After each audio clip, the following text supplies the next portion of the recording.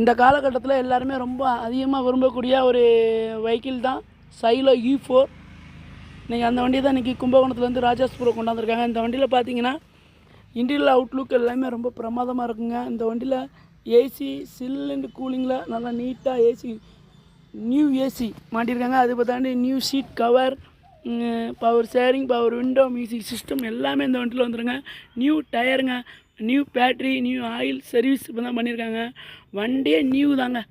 2011 குவாலிட்டியில் இருக்காது, 2016, 15 குவாலிட்டியில் இருக்கக்கூடிய அளவுக்கு அந்தளவுக்கு தெளிவாக வச்சுருக்காங்க E4.